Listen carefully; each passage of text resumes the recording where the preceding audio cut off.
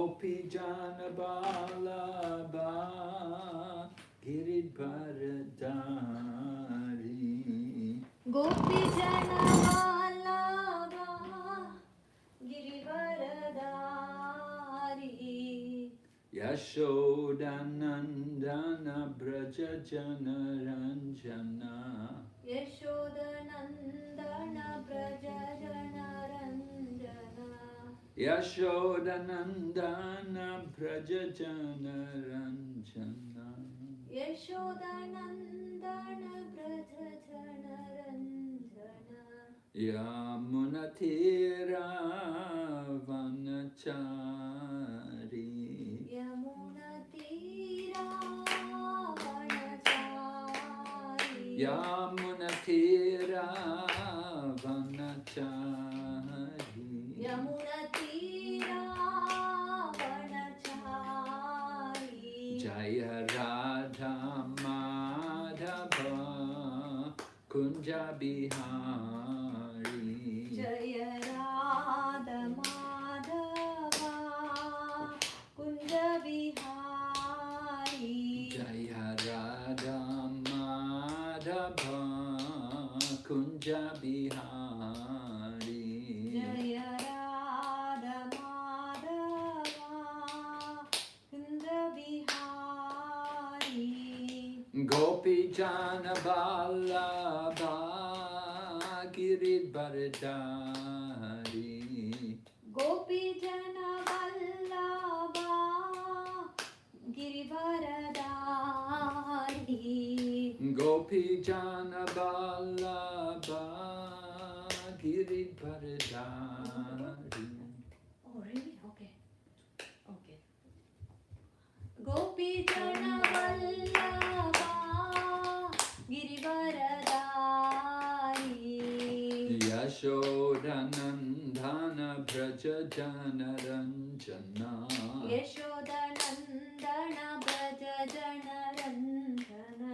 Yashodanandana Braja Jana Ranjana. Yashodanandana Braja Jana Ranjana. Yamunatira Vanachari. Yamunatira Vanachari. Yamunatira Vanachari. Yamunatira Vanachari.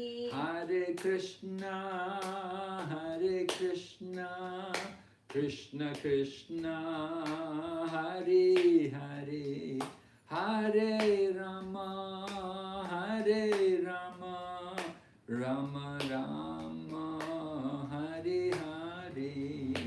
Hare Krishna, Hare Krishna, Krishna Krishna, Hare Hare, Hare Rama, Hare Rama, Rama Rama, Hare Hare. Gaur Premanande. Haribo. Om Namo Bhagavate Vasudevaya. Om Namo Bhagavate Vasudevaya. Om Namo Bhagavate Vasudevaya. Om Namo Bhagavate Vasudevaya. Om Namo Bhagavate Vasudevaya. Om Namo Bhagavate Vasudevaya.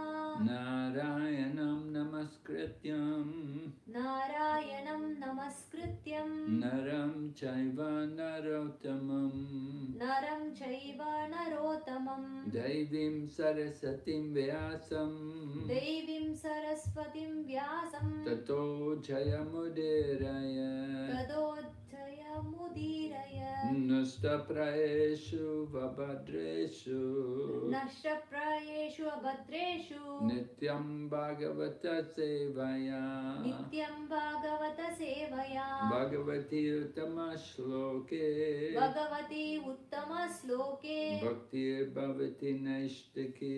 Bhaktir Bhavati Naishtiki. We're reading Srimad Bhagavatam, Canto 1, Chapter 8, Prayers by Queen Kunti. Text number 19. Text number 19. Okay. Joining Zoom. Yeah, right. Maya Maya Jivani Kachanam. Jivani Sorry, Guru Maharaj, again can you repeat? Number 19. Number 19, Canto 1. Canto 1, chapter 8. Chapter 8, number 19. Yes. Okay, sorry. Hare Krishna. Maya Jivani Kachanam. Maya Jivani Kachanam Agyadhoksajam Avyayam. Agnyadokshajam Avyayam Nalakshyase Mudadrisha. Nalakshase Mudadrisha Nato Natyadaro Yata. Nato Natyadaro Yata Maya Jivani Kachanam. Maya Jivani Kachanam Agyadhoksajam Avyayam. Agnyadokshajam Avyayam Nalakshyase Mudadrisha. Nalakshase Mudadrisha Nato Natyadaro Yata. Nato Natyadaro Yata Maya Jivani Kachanam. Maya Jivani Kachanam Agyadhoksajam Avyayam. Agnyadokshajam Avyayam Nalakshyase Mudadrisha. Nalakshase Mudadrisha Nato Natyadaro Yata.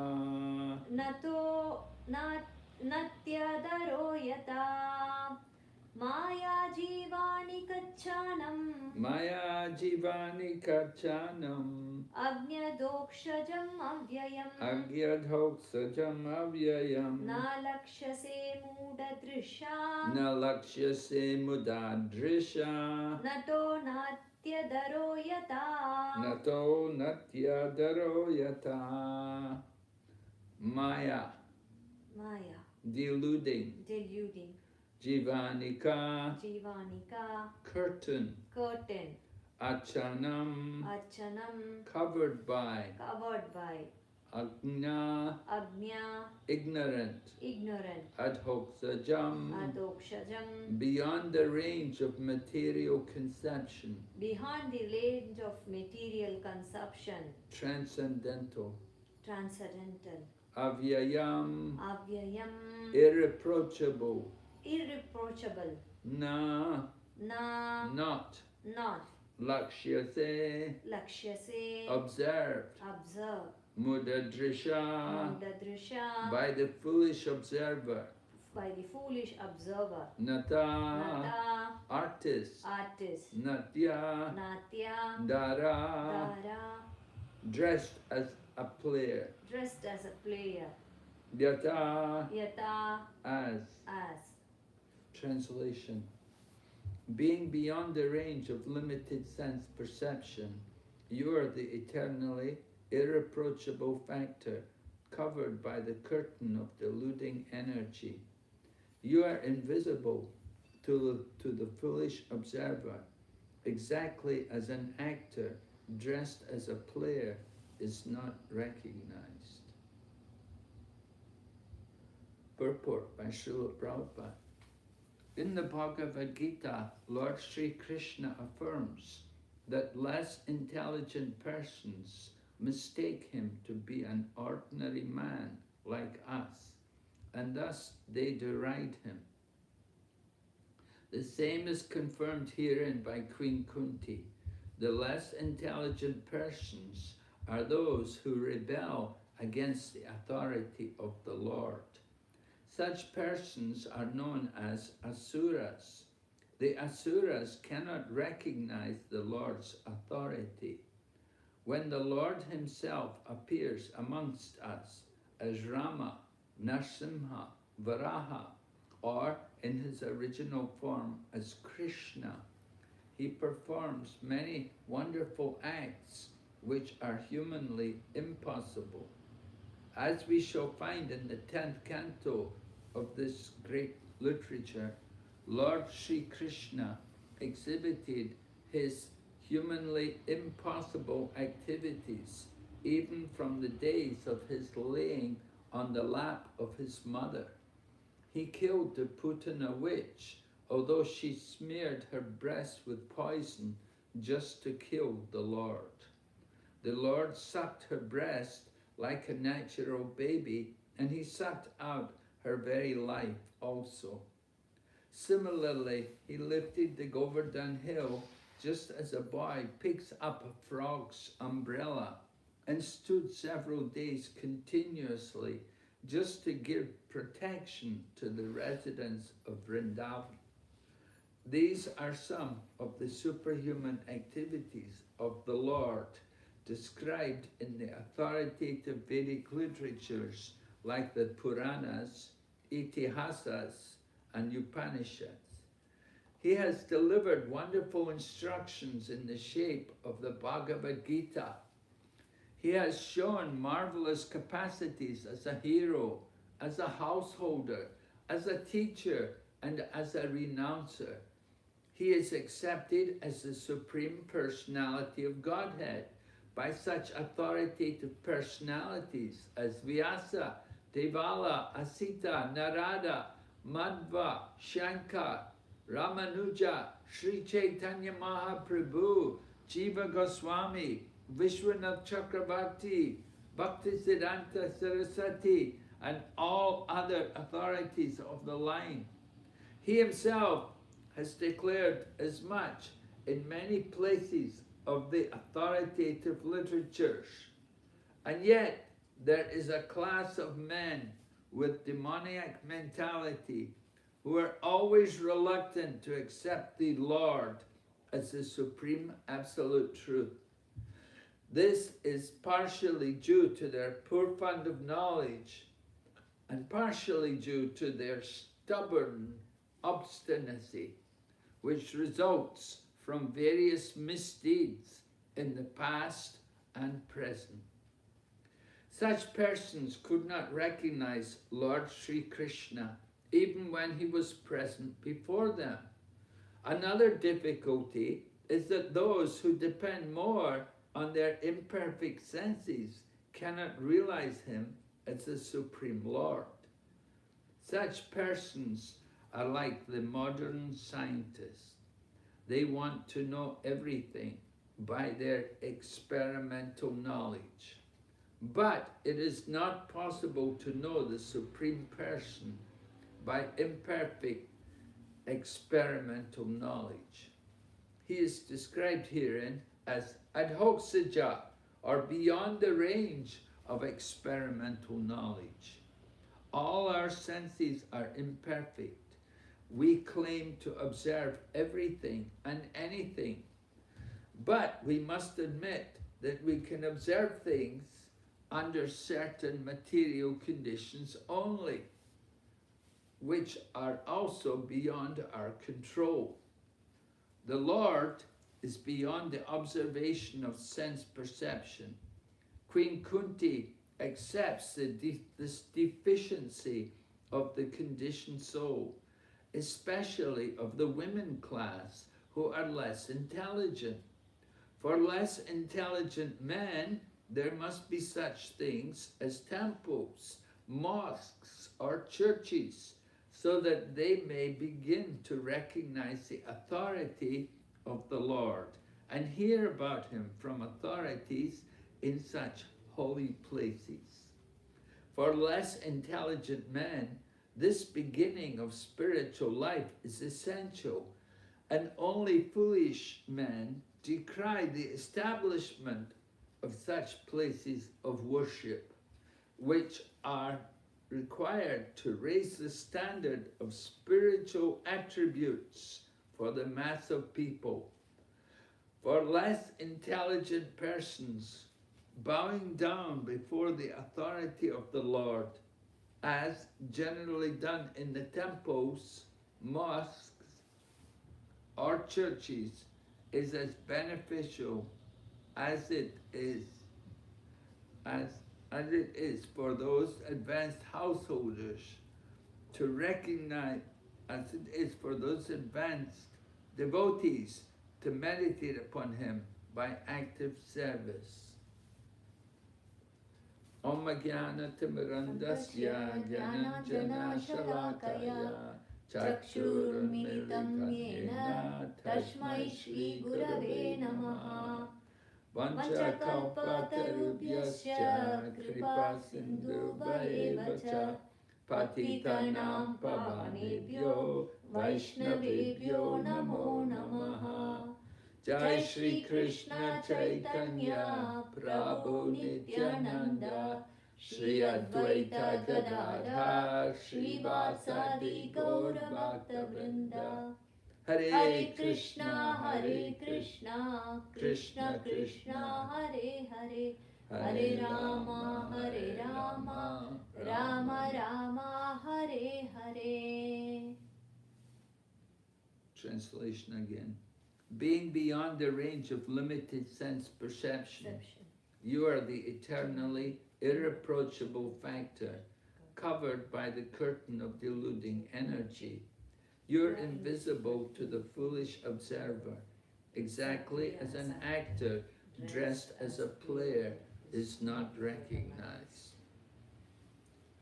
So Queen Kunti gives this example about an actor in the drama that they will put on some costume and dress and disguise themselves. And if they're a good actor, then people, the audience, they won't know who it is. So Queen Kunti says, in the same way, Lord Krishna is invisible to the foolish observer. Lord Krishna, Prabhupada quotes in the purport from Bhagavad Gita, Krishna says, Abhajananti mam mudha manushim tanamashrita param bhava majananto mama bhutta maheshwaram. The foolish mock at me, descending amongst them like a human being. They do not know my transcendental nature and supreme dominion over all that be.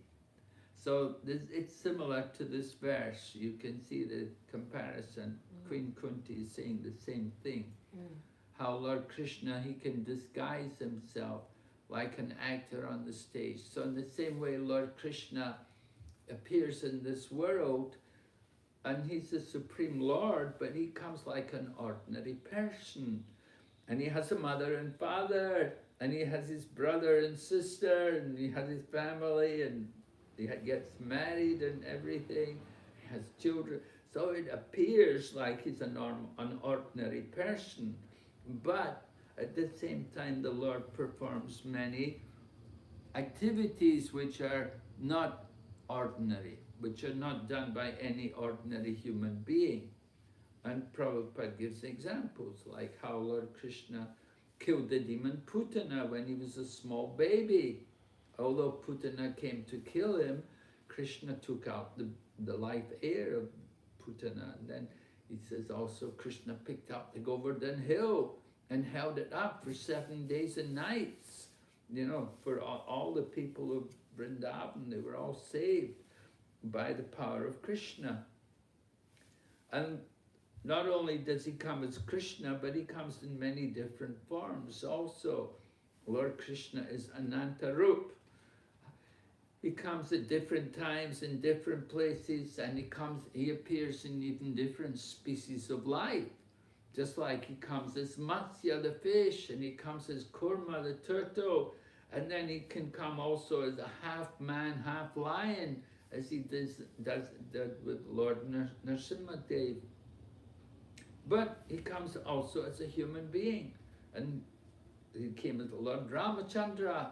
And Lord Rama is showing the perfect person, the perfect king, and he's very obedient to the elders. He properly performs his religious duties, his dharma. Even when there was a little doubt about the chastity of Sita, then he sent Sita to the ashram of Valmiki. So in this way, Lord Ramachandra is showing how to follow Dharma, how executing Dharma is very important in society. Lord Krishna, however, is a different case. Lord Krishna, he's coming as the Supreme Personality of Godhead, and he's performing so many amazing activities. Prabhupada describes here, he comes, sometimes he's a householder. Of course, he had so many wives, 16,108 wives, and he comes as a teacher. He taught the Bhagavad Gita, and we're still teaching we're still learning the Bhagavad Gita. And then Lord Krishna also comes as a renouncer. Lord Krishna renounced all the opulence of the material world. He was not attached to anything. He was not attached to the gopis. He could leave all the gopis and trick them and hide from them. And so he showed himself as a renouncer. And of course, later on, 500 years ago, Krishna came again as Chaitanya Mahaprabhu, and he took sannyas and showed us also how to renounce. So Krishna performs many amazing activities, and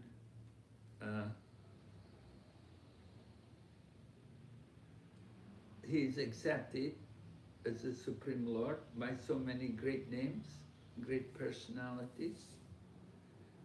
And Prabhupada quotes so many names, different. In Bhagavad Gita, Lord Krishna also said that, he said, previously I'd heard this from Asita, Devala, Narada, and Vyas, and now I can understand it is true for myself. Right? Asito, Devalo, Vyasu, like that. The verse is there in the 10th chapter of Bhagavad Gita, and where Arjuna is recognizing Lord Krishna is the Supreme Lord, and he's the Param Brahma, Param Dhamma. Yeah, right. He's telling Arjuna. Arjuna's telling Krishna anyway. He said that formerly we'd heard it from Asita and Devala and Narada and Vyas. He said now I can also understand it myself.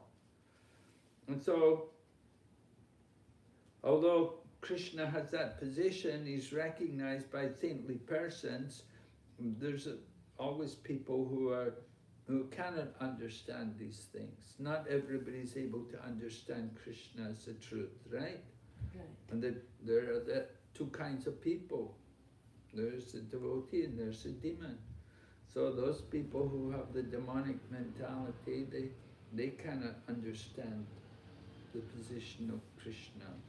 They think of him in another way, right? Krishna says in the Aparam Bhavatojan. How does Krishna say? I am never manifest to the foolish and the unintelligent, and for them I am covered by my eternal creative potency, Yogamaya. Krishna is saying like that. So people who are foolish and less intelligent, they're not able to understand. And why are they like that? That is due to their past misdeeds, due to the things they have done in the past, both in the past and also in the present. They have this covering, because of their sinful activities, it covers up the real knowledge. Namam duskritino mudha prapadyante naradama maya aparita jnana asuram bhavam ashrita. Krishna said, 4 kinds of people never surrender to me, right? Yeah. They're all duskritina. Duskritina. They didn't do pious activity. They haven't done any real pious activity. So, mudhas, people who are like donkeys, and people who are like naradama, the lowest of men. They may be born in a good family, but they don't take advantage. And then maya aparita jnana, their knowledge is stolen by illusion. They try to understand the scriptures by their own self. So they cannot understand, so they speculate and they come to all kinds of strange conclusions. And then the Asuram Baba Mashita, these are the people who are offensive. And so these classes of people, four kinds of people, they never surrender to Krishna. So Krishna says, I am never manifest to these foolish and unintelligent. Maya aparita jnanam asuram bhava. No, I'm forgetting the verse anyway. But anyway, it's stated there in Bhagavad Gita. Yeah. And people, Prabhupada said, another difficulty is imperfect senses. People who depend on their own senses, imperfect senses. So because of imperfect senses, we cannot understand things as they actually are. And Prabhupada gives an example. He said, just like modern scientists. Yeah. Scientists, they want to know everything by their senses. They want to measure everything by their instruments. But they cannot understand Krishna in that way, because Krishna is beyond the power of the senses. He is inconceivable. He has perfect senses, and he performs activities which are beyond the power of the mind and the senses. Right? He has achintya shakti, inconceivable powers. And so the scientists can never understand these things, that there is such a thing as achintya shakti. Although we see these things every day, just like the sun, the light of the sun gives out so much heat every day, the rays coming from the sun. And it's been burning for how many years, since time immemorial, since the beginning of the creation. But somehow the sun keeps burning.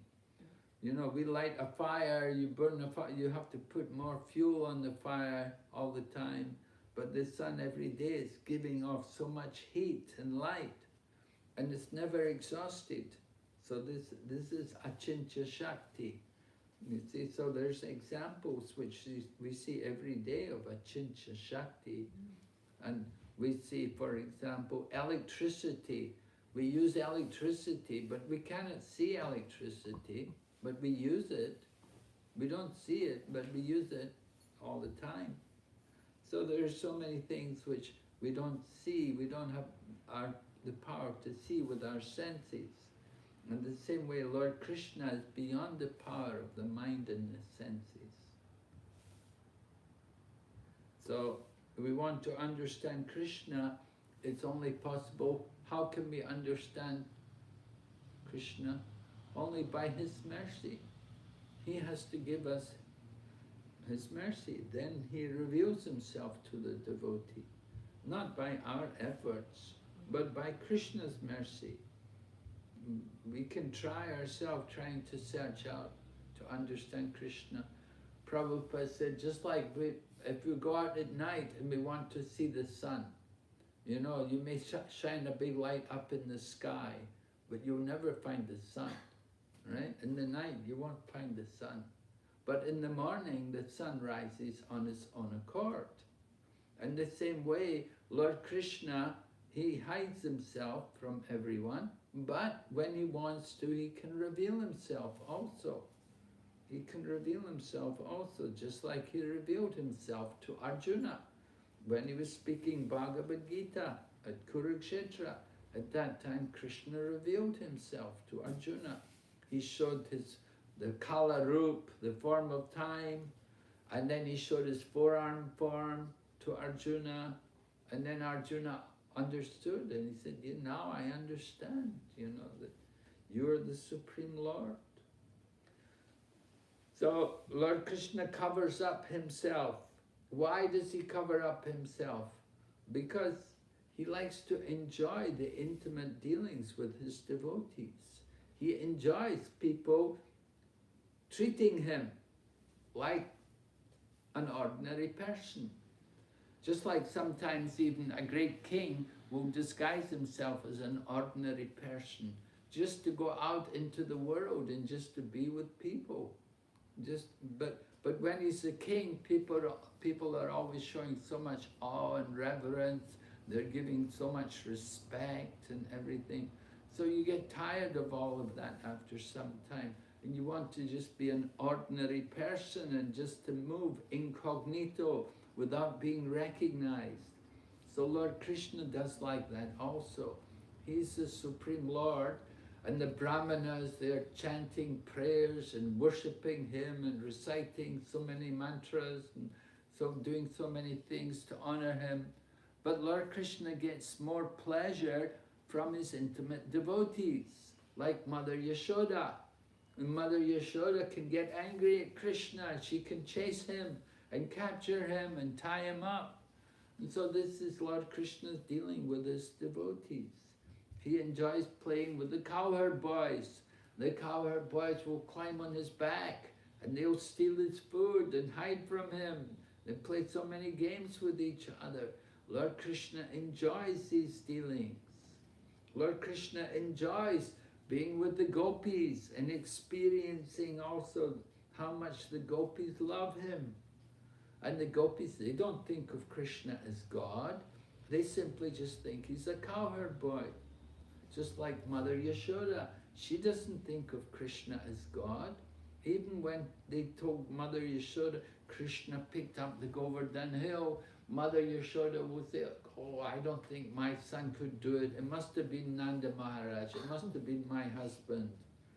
So this is, Lord Krishna enjoys this kind of dealing with his devotees, with no conception of awe and reverence, who can treat him just according to their loving exchange with him. There are different rasas, right? Shanta, Dasya, Sakya, Vatsalya, Madhurya. So Lord Krishna enjoys these kind of loving exchanges with his devotees.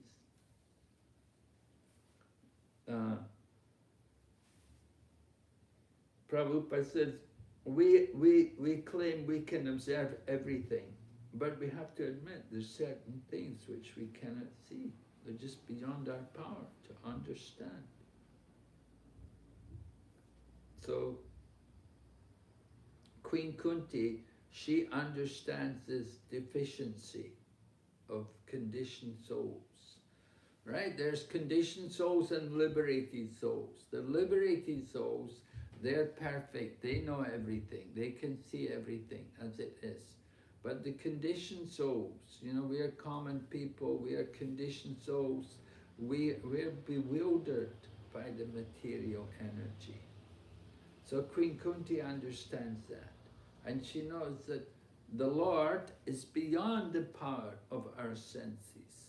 And especially, this is true for the women. Prabhupada says women are less intelligent.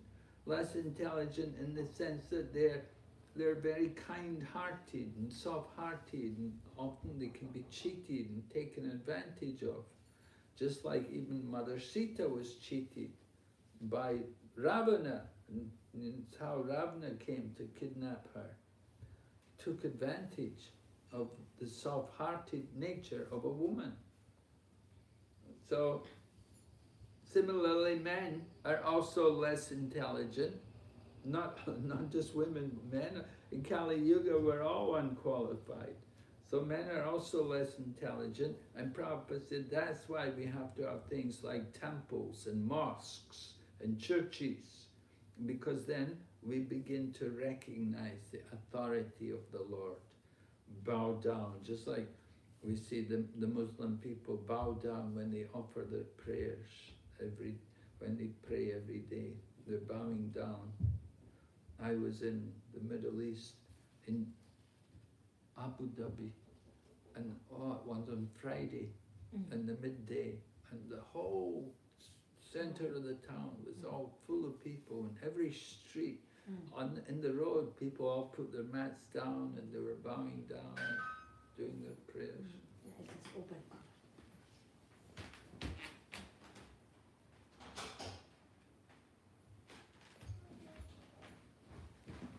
So Prabhupada said it's important for people to be able to go to these kind of places, because then they'll be able to hear. They'll be able to hear about the Lord.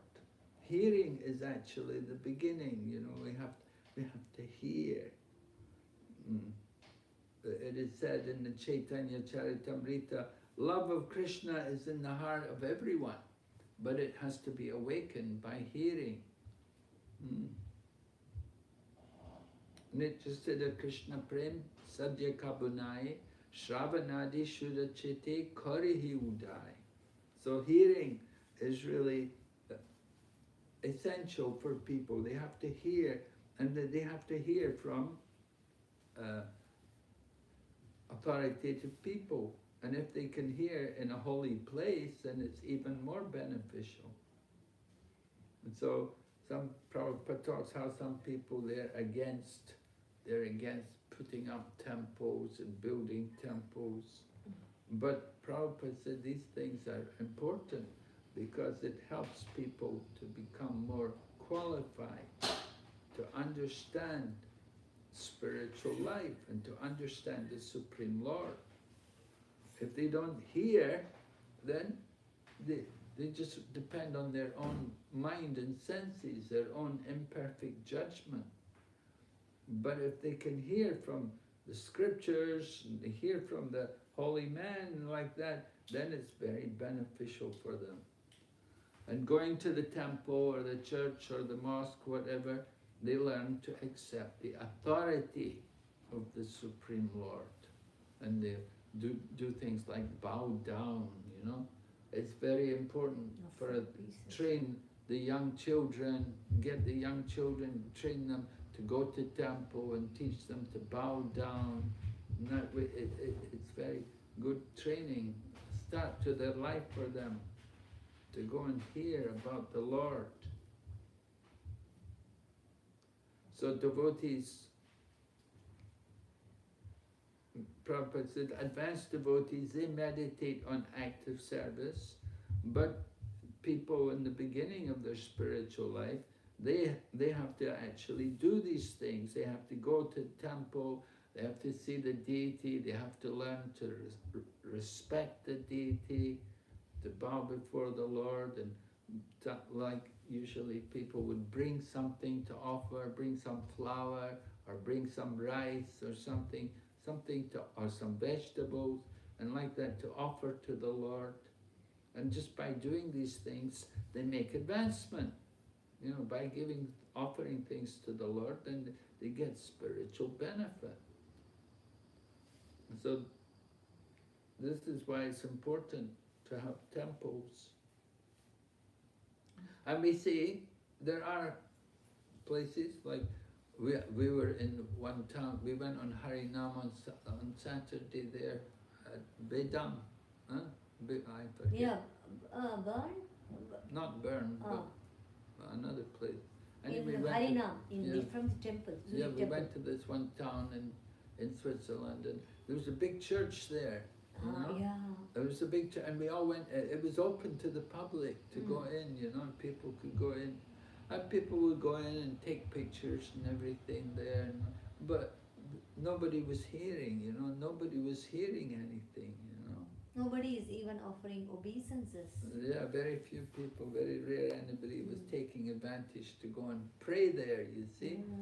So it's important, you know, that when you have temples and like that, there has to be people there to speak, and there has to be regular classes, you know. People have to hear. People have to come to the temple. Prabhupada said like that, you know, there has to be regular programs and speaking, and then you have to have prasadam to give people also, you know, everybody coming to temple, they should get some prasadam. Just like in Dubai, and they have the Srinathji Mandir, everybody goes there in the morning, they will give them all some laddu or something, everybody. It's so nice, you know, give everybody some prasadam. So we try to do like that also. In Mayapur, you can see thousands of people come to the temple in Mayapur. And they all get prasadam. You know, a lot of people pay You know, there's different levels, they have different prices. And they have also free prasadam, you know, they're giving also free for people who don't want to pay. Yeah. So I've tried to give everyone some measure. And there's... In ISKCON, mostly prasad is free. I've never paid. Oh, well, in Mayapur, I see, you know, because there's so many people, thousands of people coming in, and they, you know, they buy tickets, they buy coupons, and they get nice prasadam, very nice prasadam, big, you know, a full meal, you know. Full meal. Yeah. There is free and also paid. Both are there. Yeah, yeah, yeah. There's free, but you know that's a different thing. That would be like khichdi. They get a leaf cup or something. Okay, something like that. Yeah. Simple prasad, free Yeah, prasad. yeah, leaf cup, and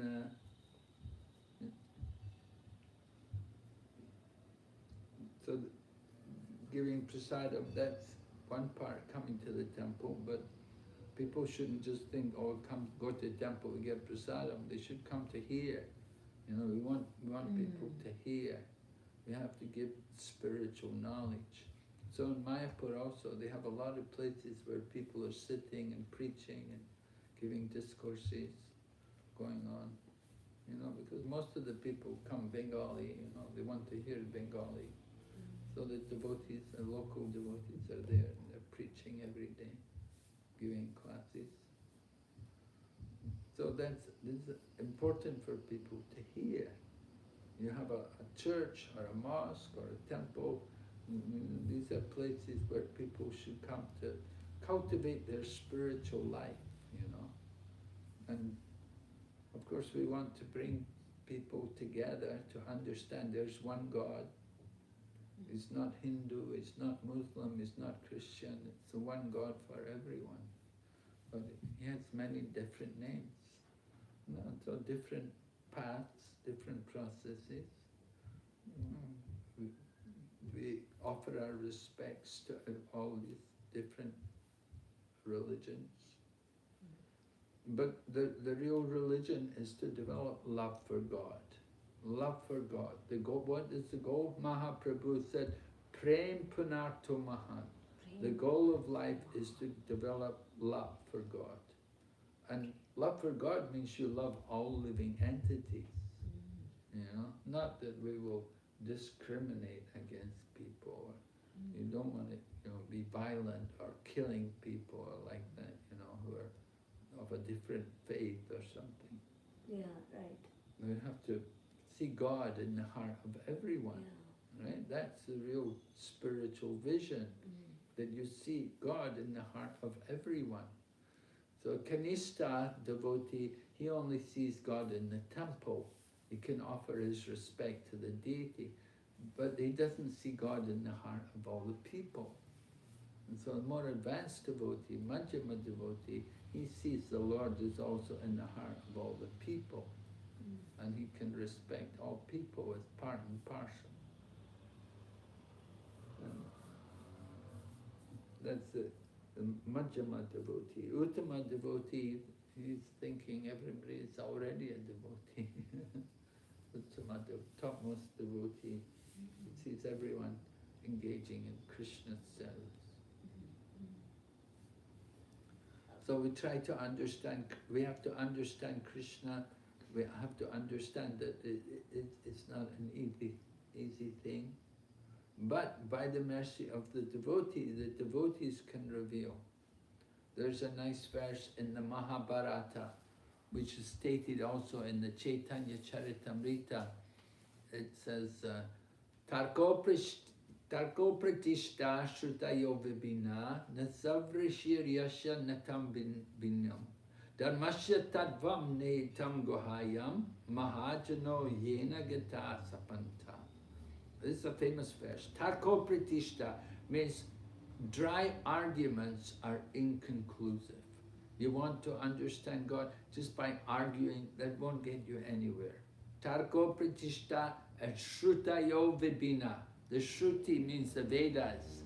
The Vedas also give different statements. Some contradictions are there between the different statements of the Vedas. So it's not easy to understand sometimes these things. Just like he said, the Supreme Lord walks and he doesn't walk. So how can he walk and not walk? He's far away, he's near, you know, different, these kind of things are there in the scriptures and make it difficult to understand. And then great sages, they come up with different arguments. They will argue with each other and one will defeat another one. And then somebody else will come along and defeat him. And then somebody else will come and defeat the next one. This way there's always competition going on and they never come to any real conclusion. But if you want to understand the absolute truth is hidden in the hearts of the devotees. Dharmasya tattvam nihitam guhayam mahajano yena gata sapanta. Mahajano yena gata sapanta. Follow in the footsteps of Mahajanas. Right. Follow in the... They have understood the absolute truth. So we follow in the footsteps of the great souls, the Mahajans. There are 12 Mahajans. Yeah. Prahlad, Shiva, Swayambhu. Yeah, Swayambhu. Who is Swayambhu? Swayambhu Manu. No. Who is Swayambhu? Swayambhu is Shiva or no, Brahma. Brahma, right. The self-born. Swayambhu, right. Swayambhu, Narada, Shambhu, Gomar, Kapilo, Manu, Prahlado, Janako, Bhishma, Bali, Vyasaki. Who's Vyasaki? Sukadeva Goswami. And Vayam. Vayam.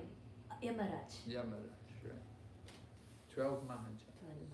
Right? And we are following all of them. Yeah. We are following Prahlad, Narada, No, yeah. Manu, but we are not following Manu, right? Yeah. Lord Krishna spoke Bhagavad Gita to Swayambhu Manu.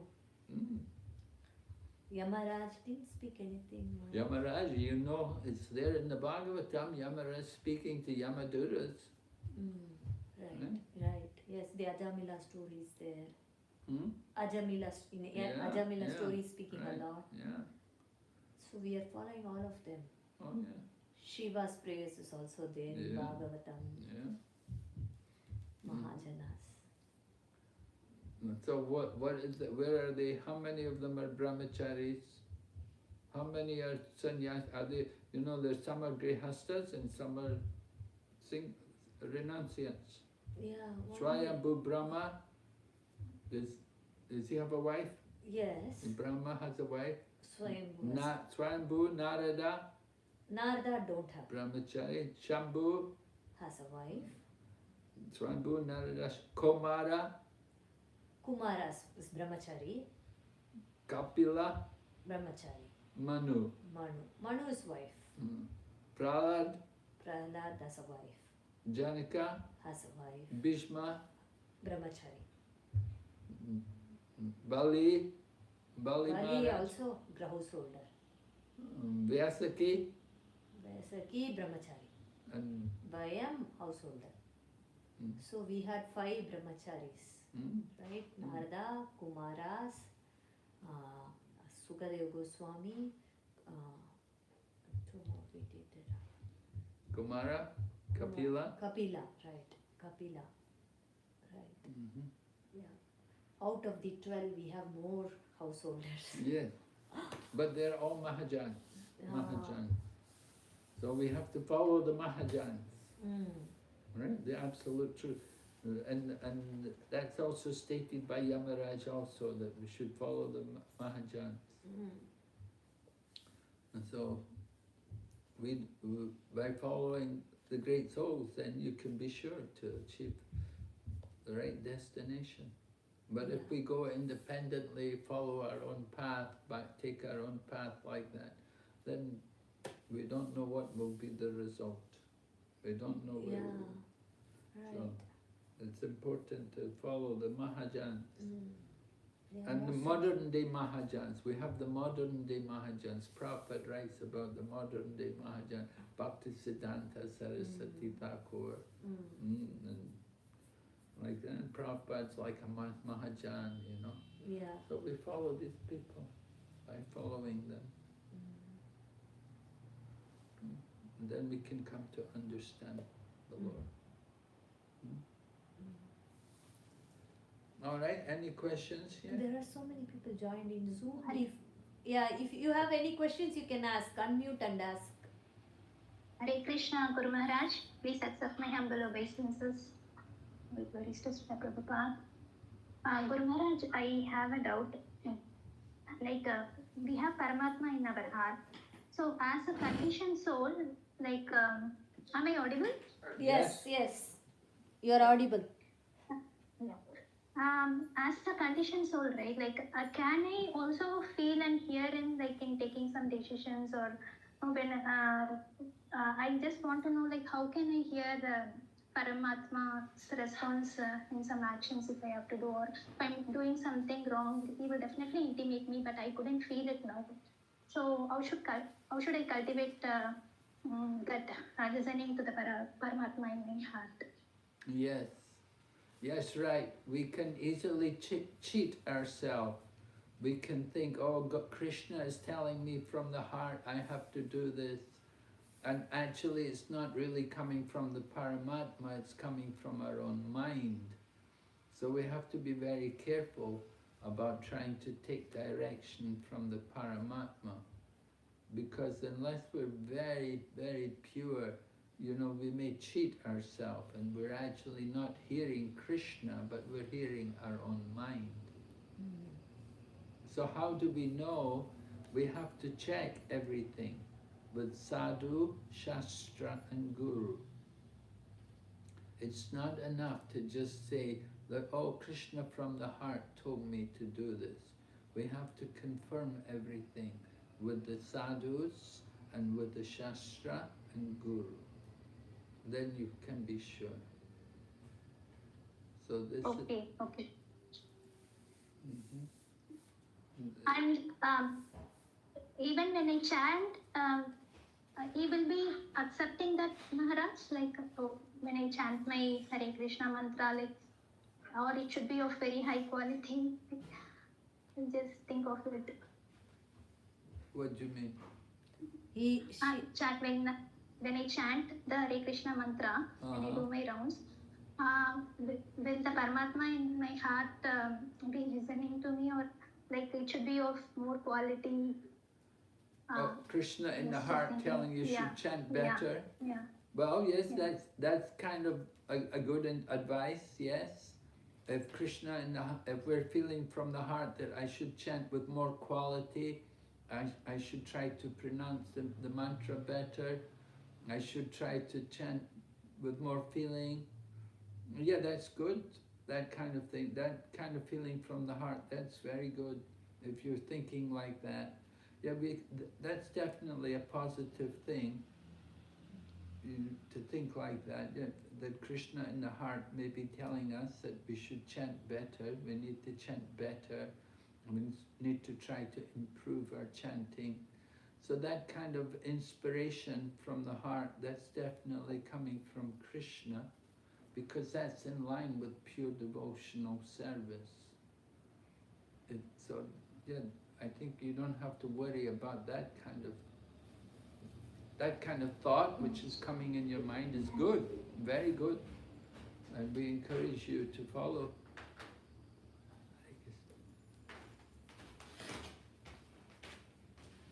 Okay, Guru Maharaj. Guru Maharaj, I also have another doubt. So sometimes when there are conflicts with other people in the family and all, I'm not able, when I hear some criticism, basically, I couldn't be humble. I couldn't take that time to reflect. So I need some advice, Guru Maharaj, how to be humble at that time, at that moment, and probably after that moment, I could think of it more, and then think of my fault. But at that moment,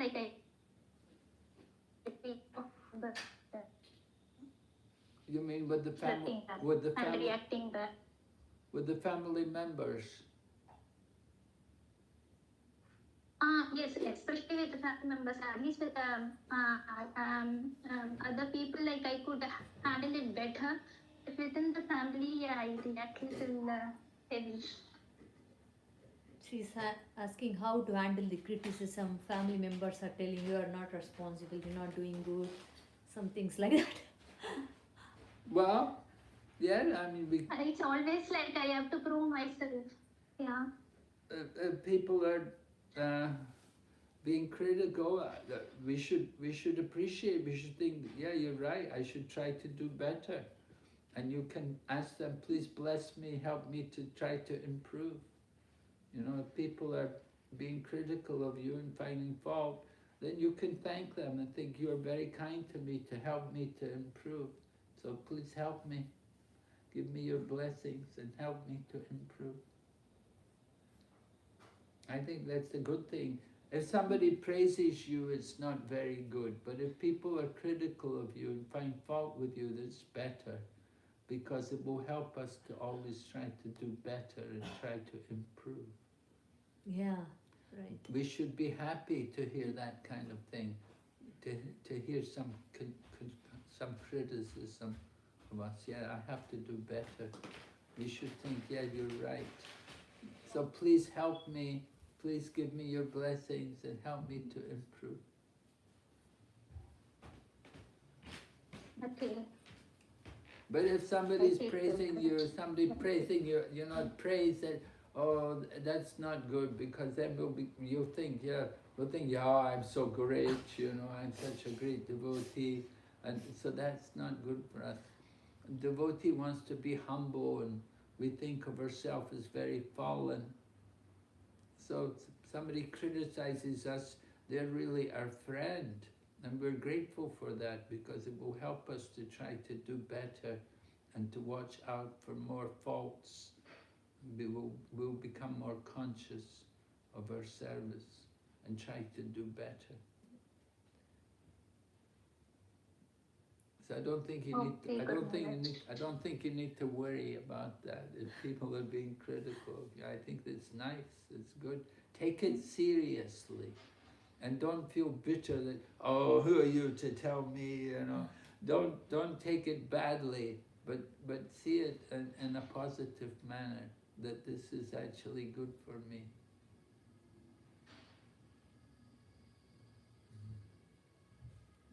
What happened there?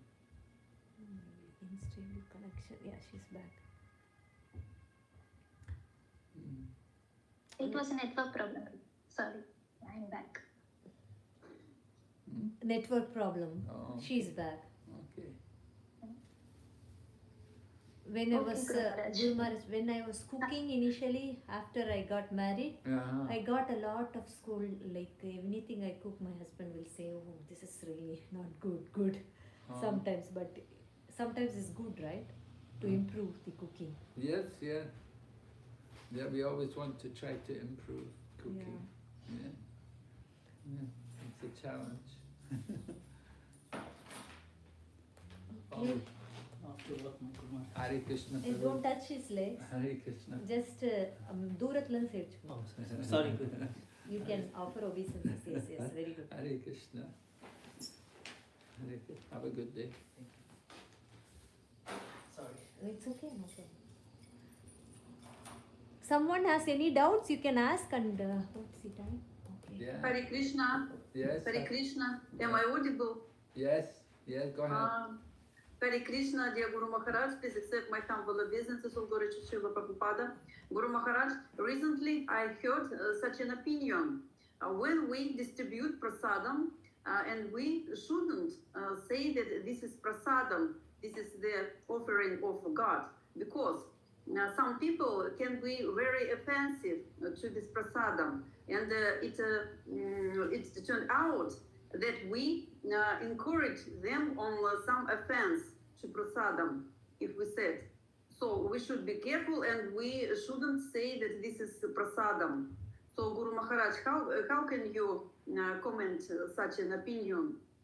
Because maybe there is some reason in this opinion, and I don't know, is it right or not? Please explain. Well, generally we take the risk. we take the risk that we give people prasadam and we hope that they'll treat it nicely. Of course, we can also point out to people that this is sacred food, this is sanctified food, so you please don't waste it, don't throw it away, or don't disrespect it. But you know, if of course we don't mind if they give it to a dog to eat, it's okay. If they give it to, you know, they put it back to nature. They put the food. They can put the food in the ground, you know, and that way it can go back to the earth. Guru Maharaj, I gave one time prasad to a Christian person, and they said they have to purify it to eat it. That's not good, right? Well, you have to tell them the food is already purified. Yeah, that's what they think. If they don't believe our gods. Well, anyway, if they accept the food, if they like to purify, we don't mind. It's already purified, but there's no harm if they want to purify. Okay. So the main thing is they're going to honor it. They're going to eat it. That's good.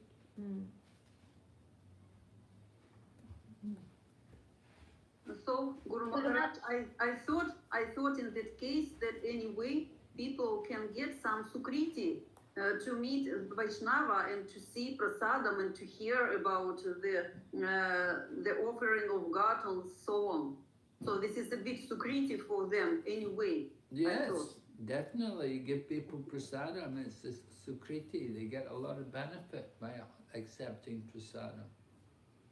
It is, yeah. Yeah, it's an opportunity for people to advance. Of course, some people take a lot of prasadam. they have to take advantage. They have to go on. You'd have to eat a lot of prasadam in order to become really awakened. You know, some people they don't take prasadam with the spiritual consciousness, but they think of it as just being something material. So that's why when we take prasadam, we usually chant that prayer given to us by Bhaktivinoda Thakur, that we shouldn't take prasadam with a mundane consciousness, but we should think of it as actually the mercy of Lord Krishna, and this is the remnants of Lord Krishna. So we, you know, the consciousness with which we do everything is also important. Just like chanting the holy name, you know, the consciousness is important. So similarly, honoring prasadam, we don't just simply eat prasadam, we honor it and we understand it's the mercy of Lord Krishna. So it's a meditation. Lord Chaitanya would take prasadam and he would be relishing the taste of, he could taste the saliva of Lord Krishna in the prasadam. So the consciousness with which we do everything is also important. But even if people take prasadam with just casually, you know, but they just take it, they accept it and they eat it, and so very good. They get benefit. They do get sukriti.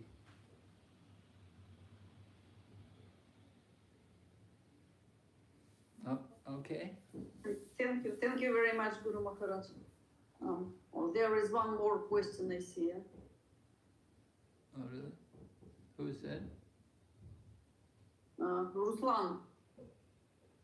Oh, Ruslan Prabhu. Hare Krishna Maharaj. Hare Krishna.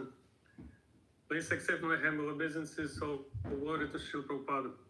Yeah, Hare Krishna. Can I ask a question? Yeah, please do. Maharaj, my question is, please tell me, what is the most powerful devotional service, Anga, given by Srila Prabhupada, which will help quickly cleanse the heart of false ego, lust, and other impurities? What did Srila Prabhupada say? Well, all of the activities of bhakti yoga, they're all powerful. They can all cleanse the heart, you see? But especially chanting the holy name. is very important for us. That is why we have to dedicate a minimum amount of time a certain amount of time every day to the chanting of the holy name. We have to chant at least 16 rounds every day, because the holy name is Lord Krishna. It's how we associate with Lord Krishna. The chanting of the holy name can cleanse the heart. But all of the activities of devotion can have that effect also. If you do Sankirtan, Harinam Sankirtan, or you go out on book distribution, or you're cooking in the kitchen, or you're cleaning the temple, it's not so much the activities, but it's the consciousness with which we do everything, which is important. So that consciousness that I'm doing this for Krishna, I want to please Krishna. And similarly, chanting the holy name, our consciousness has to be that I'm chanting for Krishna, I want to please Krishna. Prabhupada said we should chant like a child, separated from the Father, and you're calling out to the Father, Lord Krishna, please engage me in your service, please accept me. So like that, any devotional activity, we should do it with the consciousness that I want to please Krishna, and I'm trying to serve Krishna. Thank you. Hare Krishna. Okay, Hare Krishna. Okay, so I think we'll stop here today. Yeah, thank you, Guru Maharaj. Bhakti Vigna Vinash Narsimha Maharaj ki. Srila Jai. Prabhupada ki. Jai.